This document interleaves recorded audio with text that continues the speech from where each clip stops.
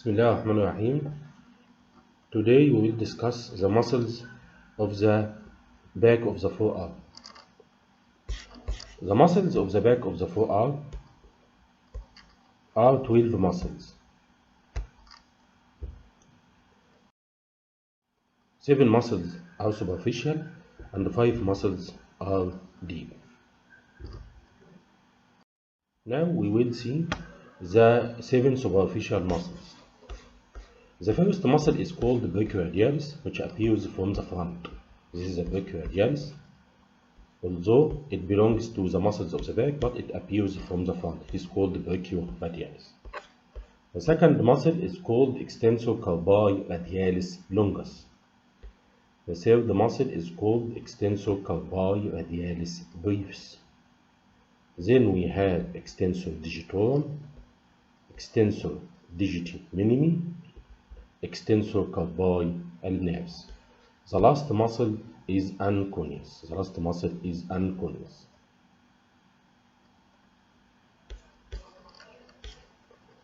As we said, we have 12 muscles.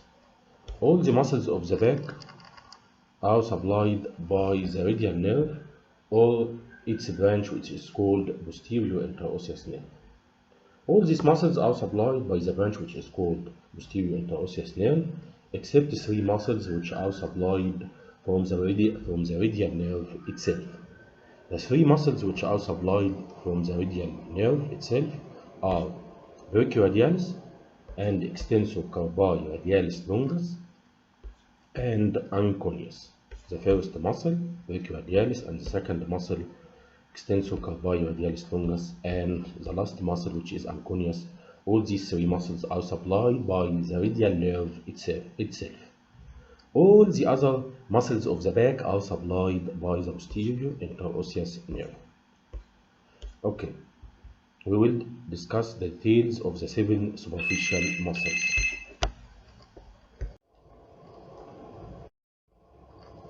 The first muscle, which is called brachioradialis, it takes origin from the lateral supracondylar ridge, from the upper 2/3 of the lateral supracondylar ridge of the humerus, and it is inserted into the lower end of the radius, just above the styloid process. Its main action is flexion of the elbow joint. Flexion of the elbow joint with the forearm in the mid-bone position. This is brachioradialis, and this is its origin from the upper 2/3 of the lateral supracondylar ridge, and this is its insertion into the lower end of radius just above the styloid process. The second muscle is called Extensor Polycyst longus. It takes origin from the lower 1/3 of the lateral supracondylar ridge, and it is inserted into the base of the second metacarpal bone. The action of the Extensor Polycyst longus and brevis is to extend the wrist and to abduct it. Both muscles. This is Extensor Polycyst longus and this is Extensor Polycyst brevis. Both muscles extend the wrist and deviate it laterally, that is to say, abduct it. This is the insertion of the Extensor Polycyst longus into the base of the second metacarpal bone. The Extensor Polycyst brevis takes origin from what is called common extensor origin.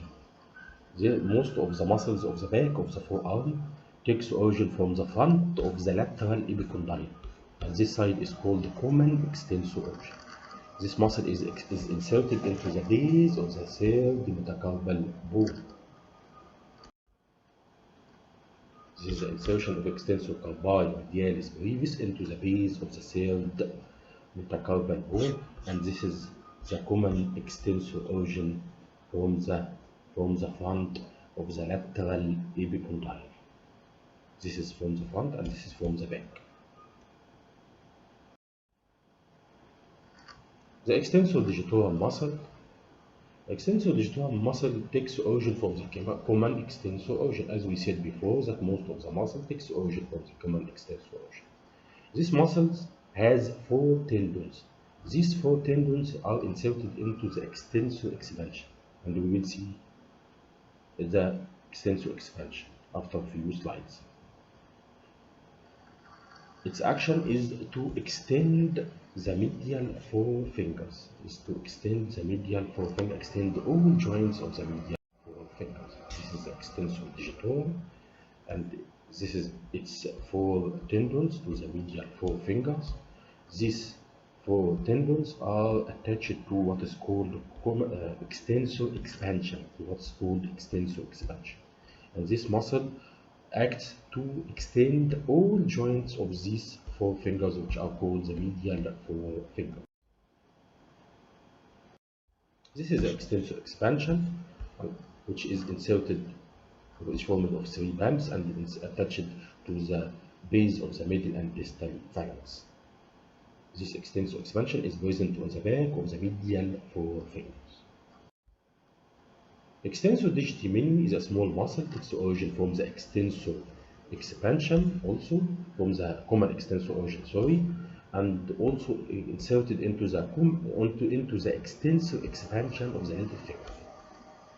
Its tendon is inserted into the extensor expansion of the little finger. Its action is to extend all joints of the little finger. Digiti minimi means little finger.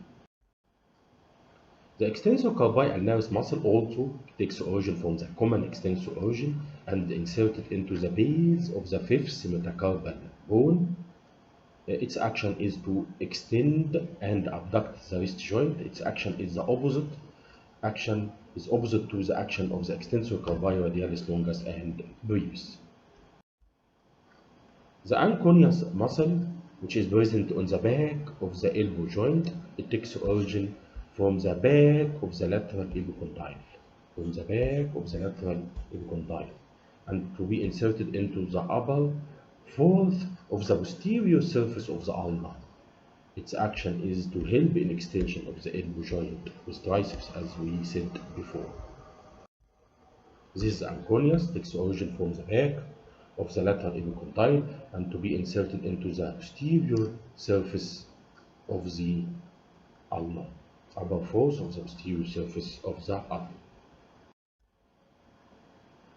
Now we are shifting to the deep muscles. The first muscle from the deep muscle is called supinator muscle. The supinator muscle appears from the front. Also, it is present in the floor of the cubital fossa, as we said before. It takes origin from the supinator fossa and supinator crest, and it is inserted into the upper 1/3 of the radius, from the front and from the lateral surface and from the back. Its action from its name is to do supination of the forearm. This is a muscle which is called supinator in the floor of the cubital fossa. It takes origin from the supinator fossa and supinator crest of the ulna, and it is inserted here into the upper 1/3 of the radius, from the front and from the back and from the lateral surface. This is the pronation and supination. In the supination, we rotate the forearm so that the palm of the hand facing forward, and the opposite is pronation. This is the deep muscles, the 5 deep muscles: supinator, abductor pollicis longus, extensor pollicis longus, extensor pollicis brevis, extensor indices. These are the 5 deep muscles. As you see, the other 4 muscles, or these 4 muscles, takes origin from the posterior surface of the ulna and the posterior surface of the radius, and their tendons, as you see, are inserted like this. Okay, they are inserted into the fingers, as you see. Okay.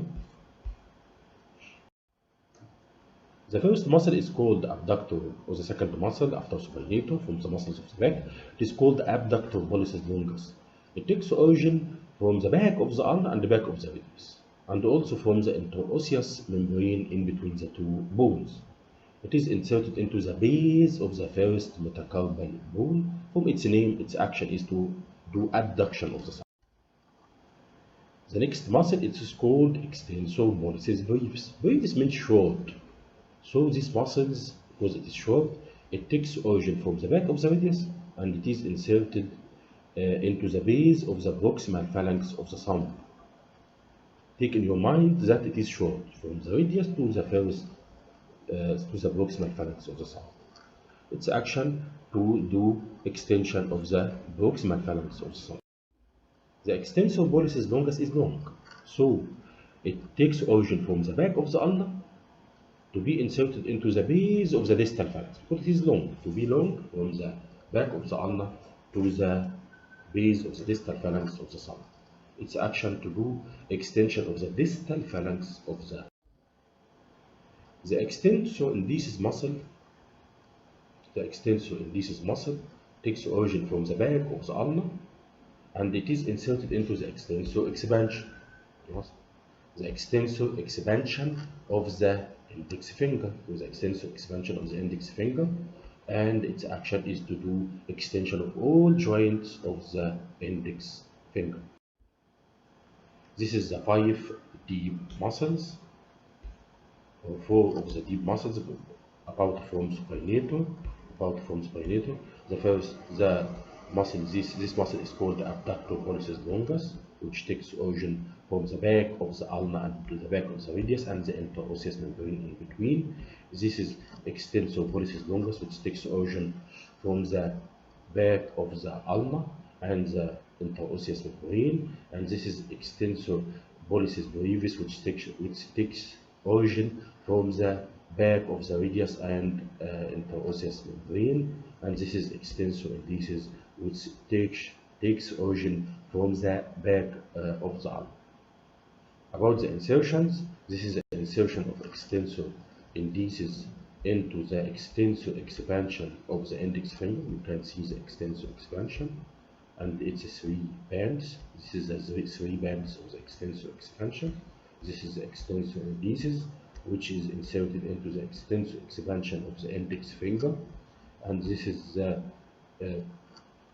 the muscle which is called extensor pollicis longus. It is a long muscle. It is a long muscle from the back of the ulna to the distal phalanx of the thumb, and this is a small muscle which is called extensor pollicis brevis, because it is small. It takes origin from the back of the radius to the base of the proximal phalanx, and the last muscle, which is called abductor pollicis longus, it takes origin, as we said, from both bones, from the back of both bones, and also the interosseous membrane in between, to be inserted into the base of the first metacarpal bone.